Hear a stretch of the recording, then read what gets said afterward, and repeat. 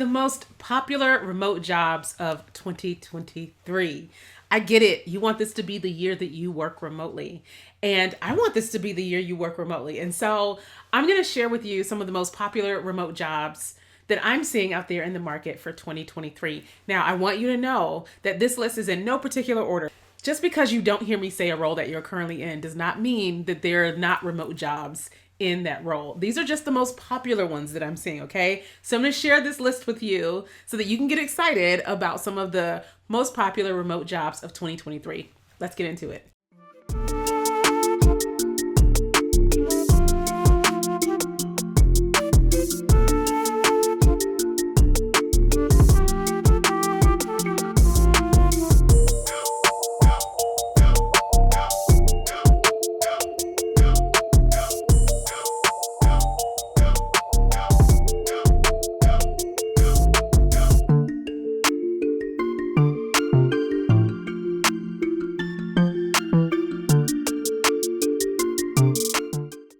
As always, before we get into things, I do want to introduce myself. My name is Libria Jones. I am a remote work advocate, but more than that, I am a life work balance advocate. I share a lot of resources about traveling and working in ways that you can put more life into your life work balance equation because the living part comes first. I do have a free guide called The Ultimate Guide to Remote Work. The link to that is in the description box. I also have a signature course called the Remote Ready Bundle. It walks people through the 4 phases of finding and landing remote work. And it's been very helpful. It's helped over 300 people find and land remote jobs. I also have a free coaching community. There's 2 levels to it. You can join for free, but you can also get a paid membership and get a whole lot more coaching and guidance. The link to those are in the description box as well. And lastly, I do an annual conference.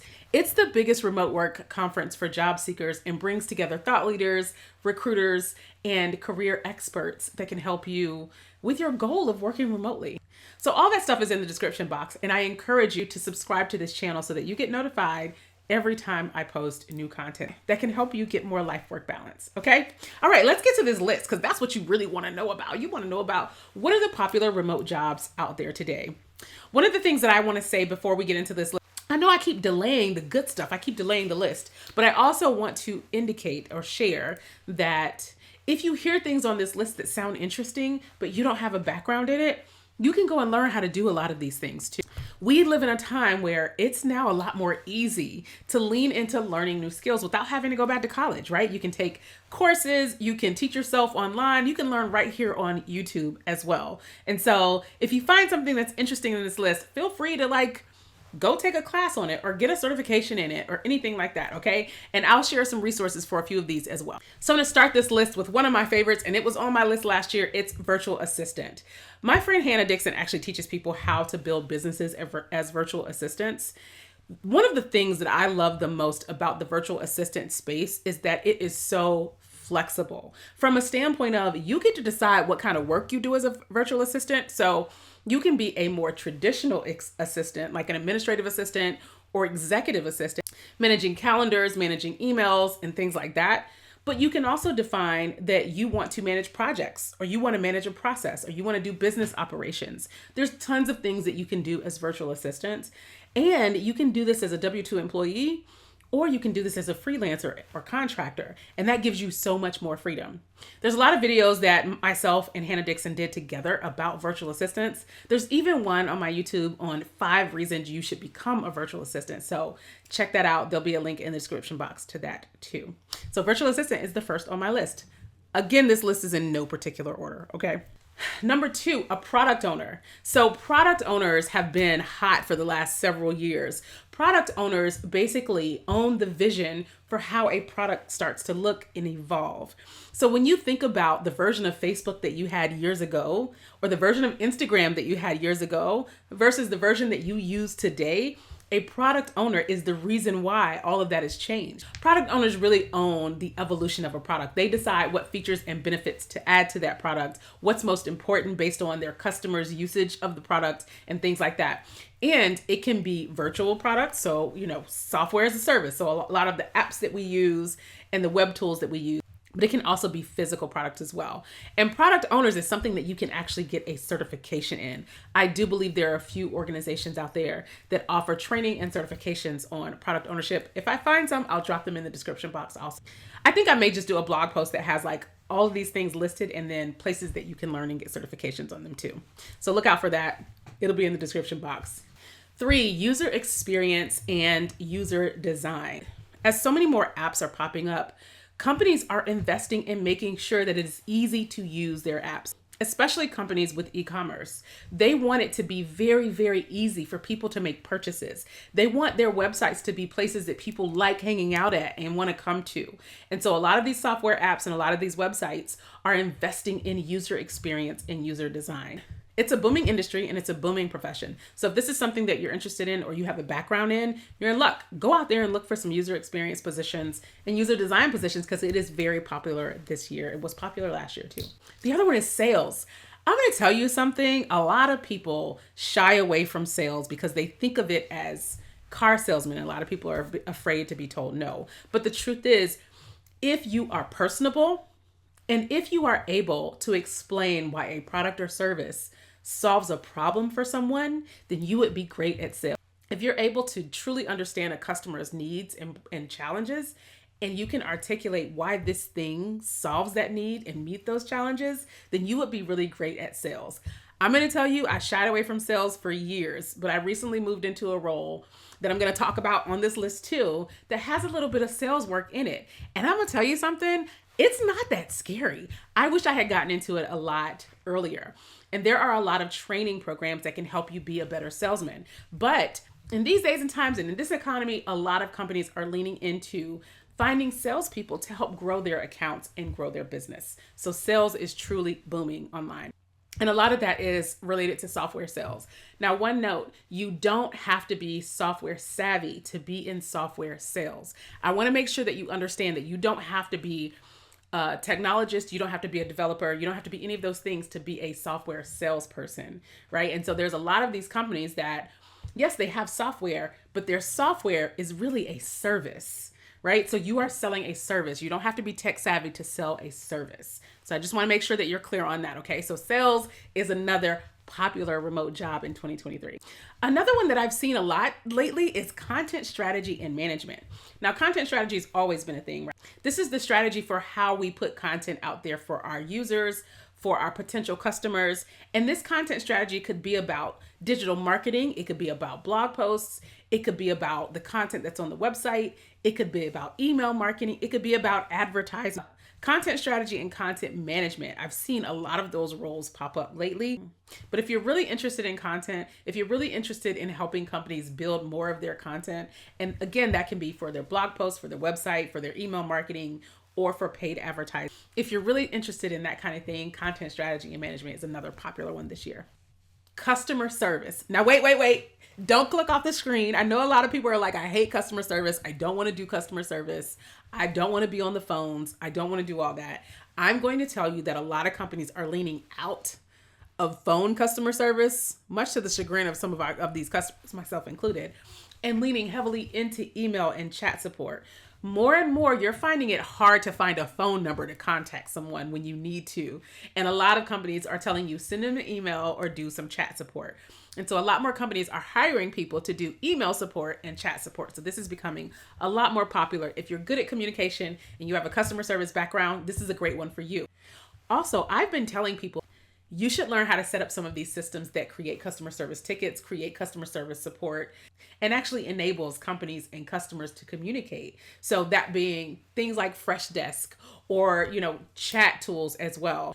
If you learn how to set those up, you could be a freelancer or you can start your own business helping small businesses build out their customer support.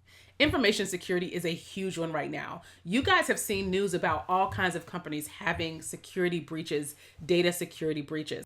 A lot of these nefarious characters on the internet have gotten very, very savvy at breaking into systems and getting data. Data is so valuable and companies need to protect that. And as data is becoming more valuable, there's becoming more regulations around data and how they can use that data.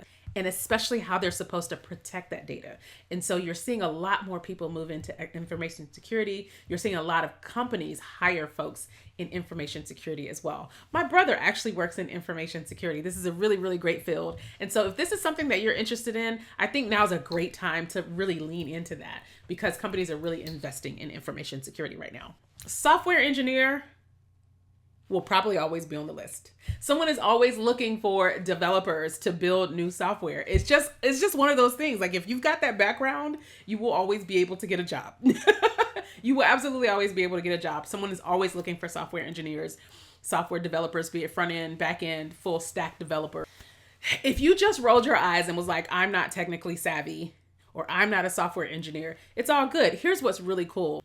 This is one of the fields that I'm truly seeing shift from you need a degree, you need a background in CIS to I took a 6-month boot camp and now I have a job at Google, right? So I think this is a really, really great opportunity for folks who want to transition and learn new skills. You can take a 6-month boot camp, a 9-month boot camp, a 12-month boot camp. You can take all these boot camps and move into software development and being a software engineer. It's a lucrative career, especially if you combine software engineering with sales. Those folks make a lot of money. So I talked about sales earlier, and I did say that you don't have to be technical to be in sales. However, a lot of times sales teams will bring in a software engineer to help sell.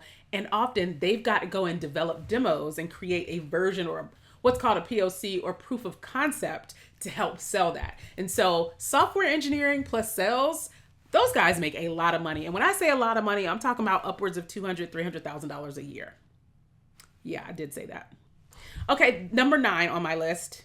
And again, in no particular order, but number 9 on my list is data scientist. I said this last year. I'm going to say it again this year. Data.